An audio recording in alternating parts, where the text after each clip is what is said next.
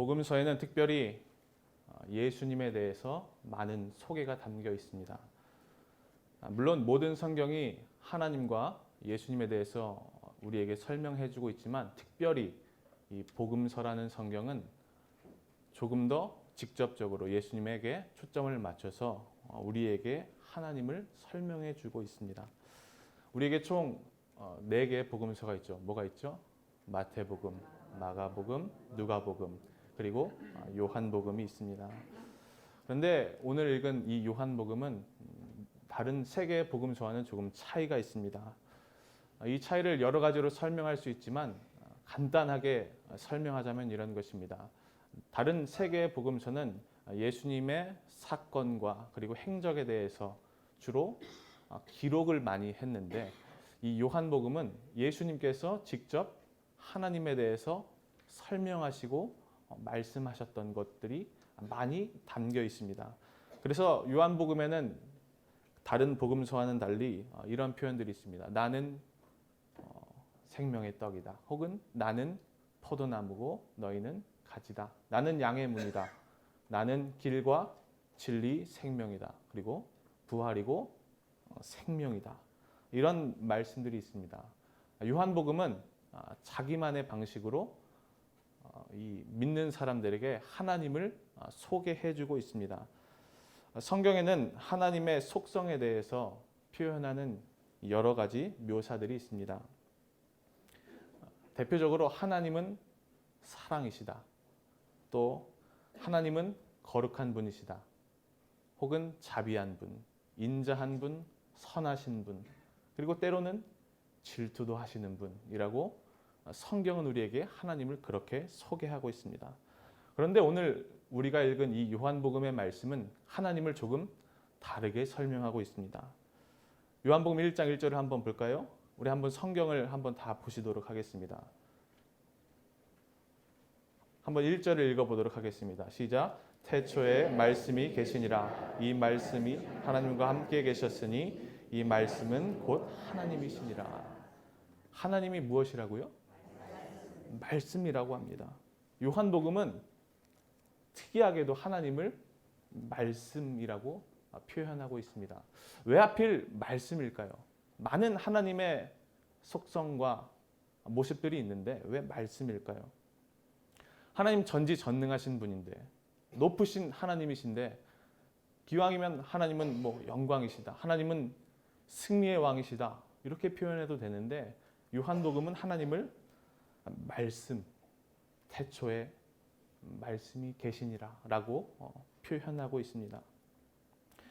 하나님이 말하시는 분, 말씀하시는 분이라는 것은 이 요한복음뿐만 아니라 창세기의 시작에도 나타나 있습니다. 창세기 1장에 보면 하나님이 세상을 창조하시는 내용들이 있죠. 창세기 1장 1절에 태초에 하나님이 천지를 창조하시니라. 그리고 그 다음에 무엇이 나오냐면 하나님이 이르시되 빛이 있으라 하니 빛이 생겼다. 하나님이 어떻게 하셨다고요? 빛이 있으라고 말을 하셨다고요. 창조를 이야기하는 본문에서도 하나님은 말하시는 분이다 라는 것을 계속해서 우리에게 말씀하고 있습니다. 여러분 한번 생각해 보십시오. 여러분들이 창조자라면 굳이 말을 해야 할 필요가 있었을까요? 전지전능한 능력을 가진 창조주인데 그냥 눈빛으로 딱 하면 딱, 뚝 하면 딱, 쿵 하면 짝 생겨도 되는데 왜 하나님은 말을 하셨을까? 오늘 저는 이것에 대해서 여러분과 나누고 싶습니다. 성경은 분명히 하나님이 말씀으로 세상을 창조했다고 말하고 있습니다. 히브리서 11장 3절에 이러한 말씀이 있습니다. 믿음으로 모든 세계가 하나님의 말씀으로 지어진 줄을 우리가 아나니 보이는 것은 나타난 것으로 말미암아 된 것이 아니니라. 모든 세계가 무엇으로 지어졌다고 말합니까? 하나님의 말씀입니다. 왜 이렇게 성경은 하나님의 말씀에 대해서 이야기하는 것일까요? 왜 하나님이 말하시는 분이다 라는 것을 우리에게 알려주고 있을까요?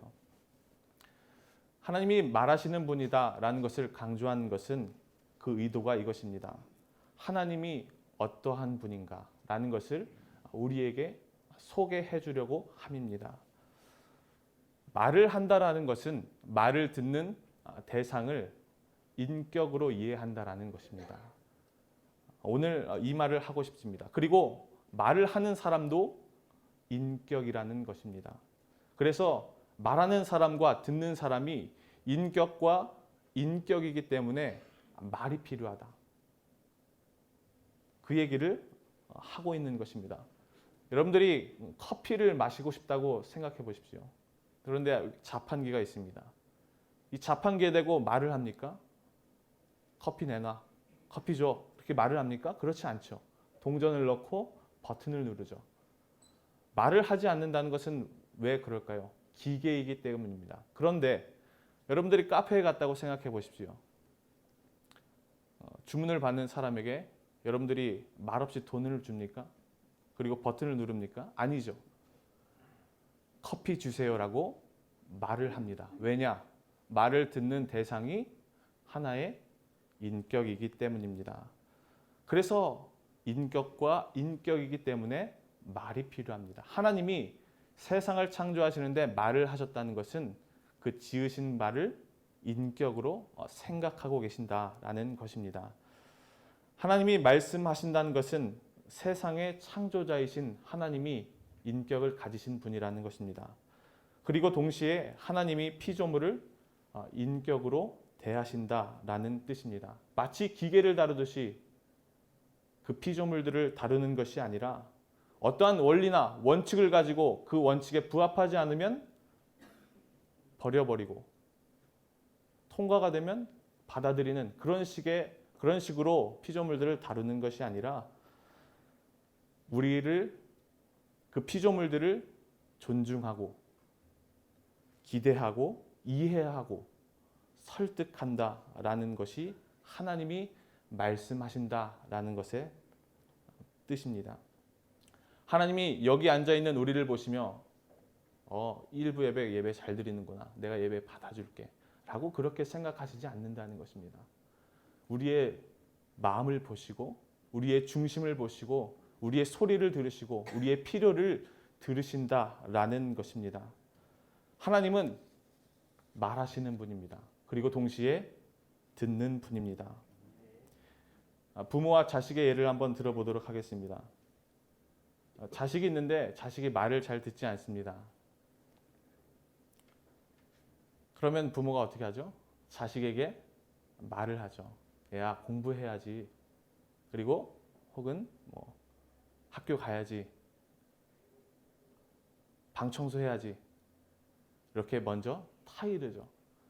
타이르다 안 되면 어떡하죠? 때로는 매를 들죠. 아이가 말을 듣지 않는다고 해서 매부터 들지 않습니다. 만약에 잘못한 대로 매만 든다면 그것은 부모가 아이를 인격으로 생각하지 않는다는 것입니다.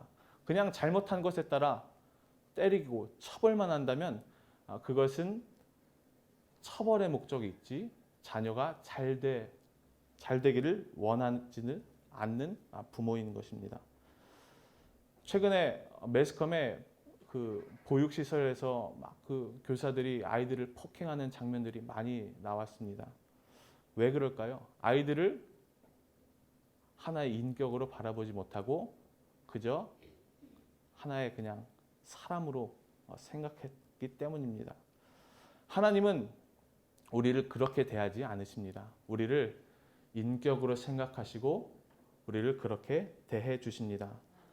하나님은 우리를 하나님의 뜻을 알기까지 기다리시고 설득하시고 그리고 돌이키기를 원하시는 분입니다. 하나님은 기다리시는 분입니다. 그래서 우리가 결국에 하나님의 뜻이 이것이었구나.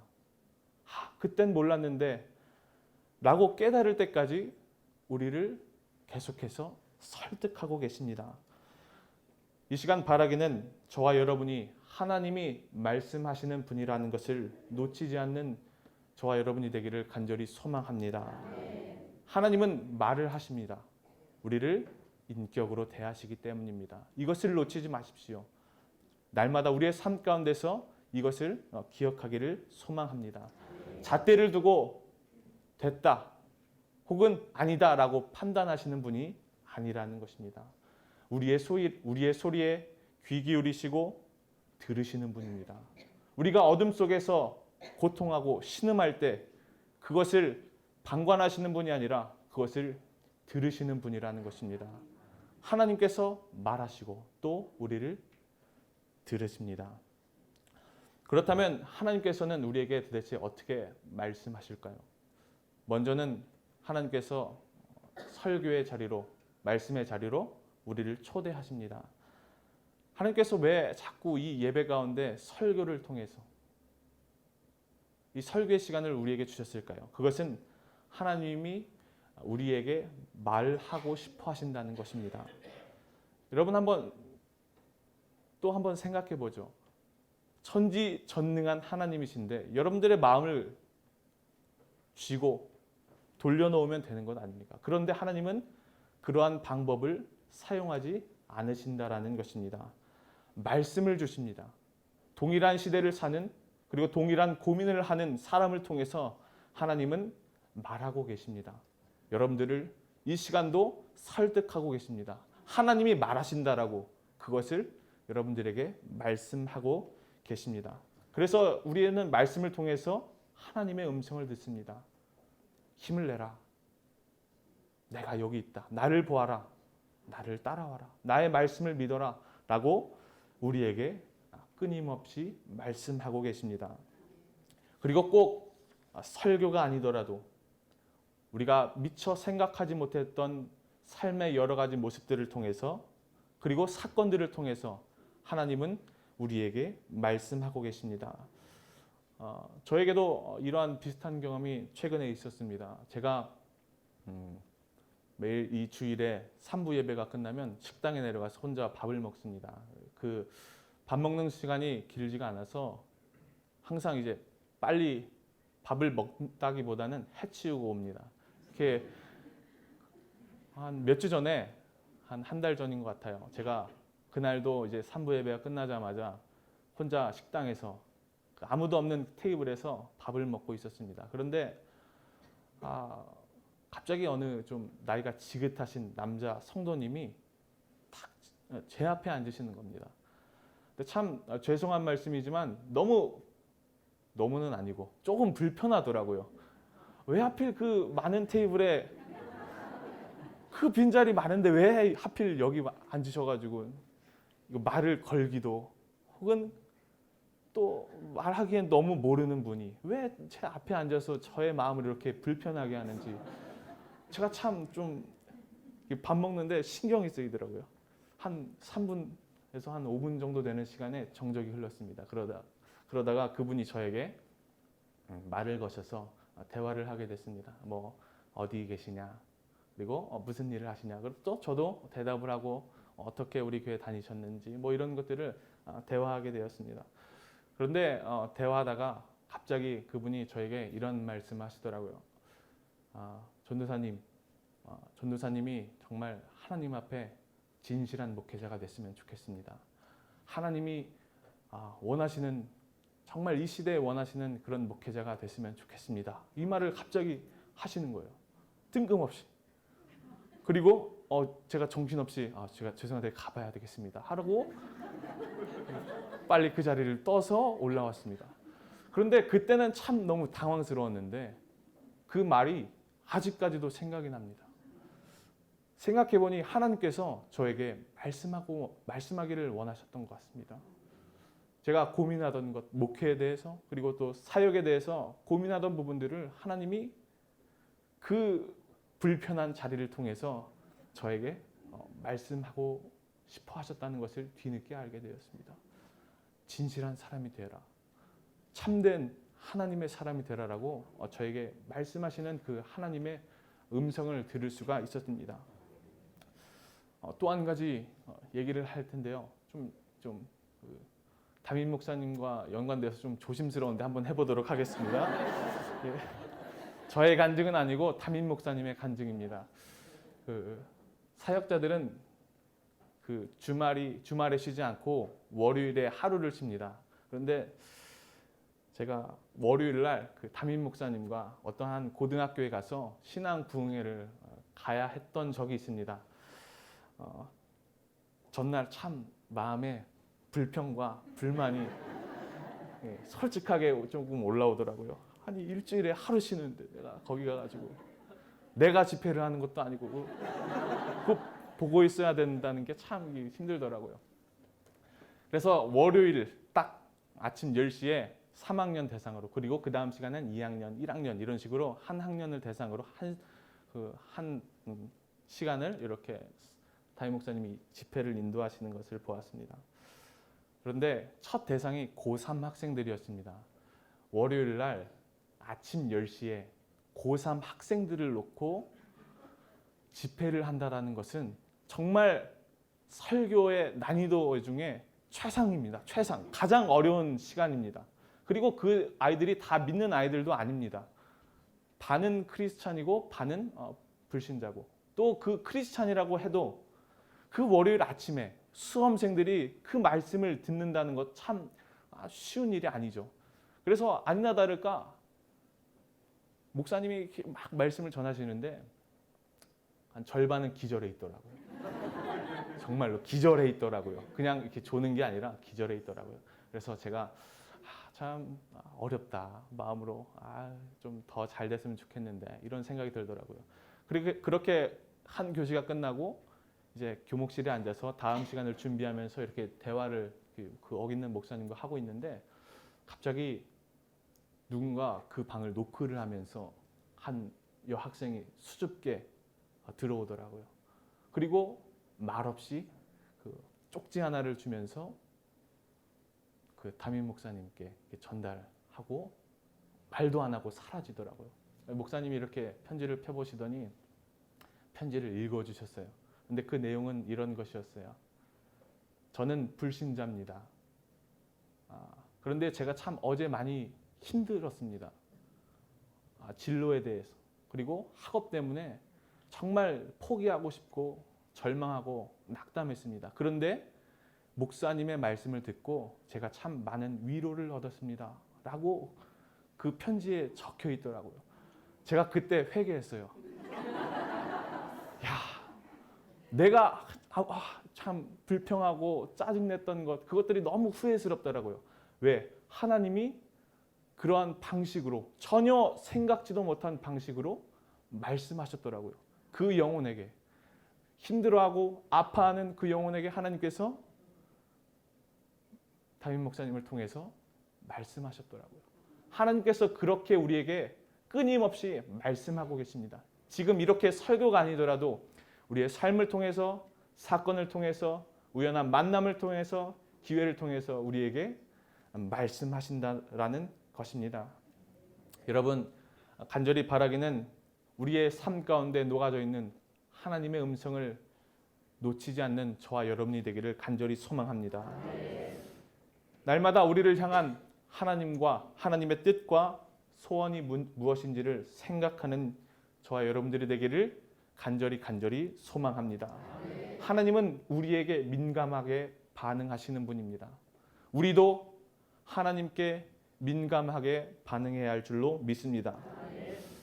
어떠한 청년이 이러한 기도를 하더라고요. 하나님, 사랑하는 사람의 말을 한마디라도 놓치지 않으려고 귀 기울이는 것처럼 우리도 하나님께 그렇게 귀 기울이게 해주십시오.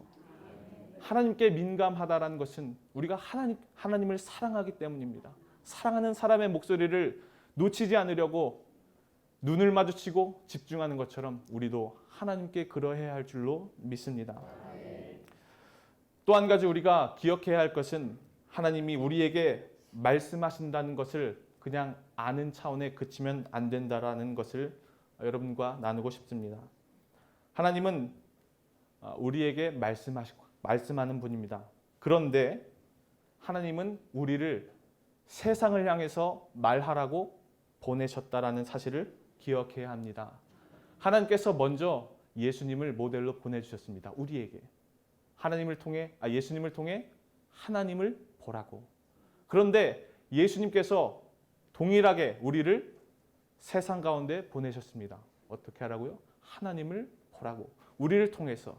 우리 성경 한번 찾아보도록 하겠습니다. 요한복음 17장입니다. 제가 가진 성경은 178페이지에 있습니다. 요한복음 17장 17절에서 18절입니다. 17절에서 18절입니다. 우리 한 목소리로 읽도록 하겠습니다. 그들을 진리로 거룩하게 하옵소서. 아버지의 말씀은 진리니이다. 아버지께서 나를 세상에 보내신 것 같이 나도 그들을 세상에 보내었고. 아멘. 그들이 누구죠?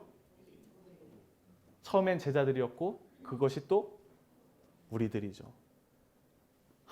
예수님이 하나님을 향해 기도하십니다. 하나님, 저 사람들을 진리로 거룩하게 해주십시오.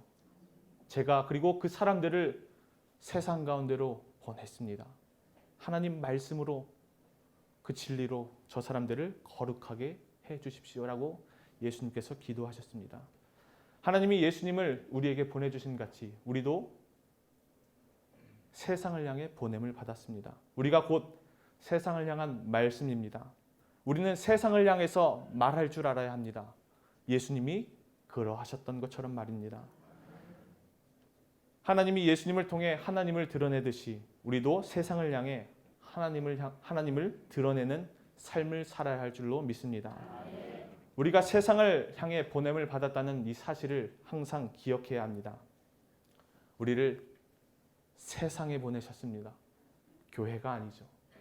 세상입니다. 세상입니다. 우리를 세상에 보내셨습니다. 예수님을 믿는다는 것은 때로는 아주 불편한 일입니다. 왜냐하면 어둠 속에 빛으로 살아야 하기 때문입니다. 감출 수가 없습니다. 왜? 어둠 속에 있는 빛이기 때문입니다. 다 보입니다. 숨을 방법이 없습니다. 감출 수가 없습니다. 그래서 우리는 불편합니다. 왜? 남들이 우리를 보고 있기 때문입니다. 예수님 안 믿었으면, 교회 안 다녔으면 참 인생을 편하게 살 수 있었는데, 저도 가끔 사역자지만 이런 생각을 할 때가 있어요. 가장 제 마음을 불편하게 하는 것이 뭐냐면, 저는 참 여행을 좋아하는데 주말에 여행을 가야 되잖아요. 길게 가야 되니까.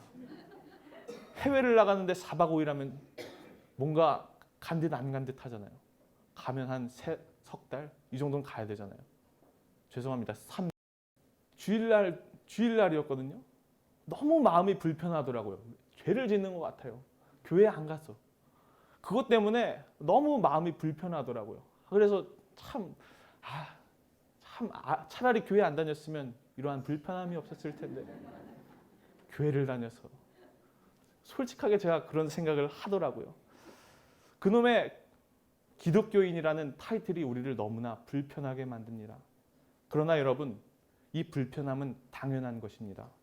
그리고 우리의 자랑입니다. 왜냐하면 우리가 하나님의 자녀라는 증거이기 때문입니다. 우리는 세상의 빛입니다. 세상을 비추라고, 그리고 세상에게 다 보이라고 우리는 세상의 빛으로 보냄을 받았습니다. 감추지 마십시오.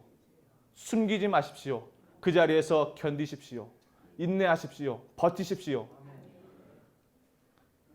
그리고 불편함을 기뻐하십시오. 하나님이 우리를 이 땅에 살게 하시는 이유가 바로 이것입니다. 세상에서 빛이 되라. 세상의 소금이 되라. 라고 원하시고 계십니다. 우리는 삶이 구별되어야 합니다. 예수님이 그러하셨듯이 우리의 표정이 달라야 하고 하나님의 자녀로서 우리의 눈빛이 달라야 합니다. 풍기는 분위기가 벌써 달라야 합니다. 요즘 말로 포스가 있어야 됩니다. 예수님을 믿는 사람이구나 라는 것이 우리의 모습 속에 드러나야 합니다. 왜냐하면 하나님이 우리를 세상에 보내셨기 때문입니다. 말하라고. 내가 말했던 것처럼 너도 세상에 가서 말하라고 우리를 보내셨습니다. 우리 요한복음 1장 14절을 함께 읽도록 하겠습니다. 1장 14절입니다. 한 목소리로 읽겠습니다. 시작. 육신이 되어 우리 가운데 거하심에 우리가 그의 영광을 보니 아버지의 독생자의 영광이요 은혜와 진리가 충만하더라. 아멘. 말씀이 우리 가운데 거합니다. 근데 그 결과가 무엇이냐? 은혜와 진리가 충만합니다. 말씀이 거한 삶은 결국에 은혜와 진리로 충만케 되는 삶입니다. 여러분들의 삶의 자리에 무엇이 드러납니까? 여러분들의 실력입니까? 여러분들의 재력입니까? 여러분들의 잘남입니까? 아닙니다. 우리는 우리의 삶 가운데서 은혜와 진리가 충만해야 합니다. 은혜가 드러나야 하고 진리가 드러나야 합니다. 말씀이 우리 삶 속에 드러나야 합니다. 사랑하는 여러분, 이제 말씀을 마치도록 하겠습니다. 하나님은 우리에게 말씀하십니다. 그리고 우리에게 세상을 향해 말하라고 이야기하고 계십니다. 이것을 기억하시는 저와 여러분이 되기를 간절히 소망합니다. 우리 요한복음 1장 1절에서 3절을 제가 읽도록 하겠습니다. 여러분은 눈으로 한번 이 말씀을 다시 한번 읽으시기 바랍니다. 태초에 말씀이 계시니라. 이 말씀이 하나님과 함께 계셨으니 이 말씀은 곧 하나님이시라. 그가 태초에 하나님과 함께 계셨고 만물이 그로 말미암아 지은 바 되었으니 지은 것이 하나도 그가 없이는 된 것이 없느니라. 하나님은 말씀하시는 분입니다. 지금도 우리에게 말씀하고 계십니다. 설득하고 계십니다. 우리를 이해시키고 계십니다. 그리고 우리에게 말하십니다. 세상을 향해 말하라고. 이것을 기억하는 오늘 하루가 되기를, 아니 우리의 한 주가 되기를, 아니 우리의 한 평생이 되기를 간절히 소망하며 말씀을 마치도록 하겠습니다.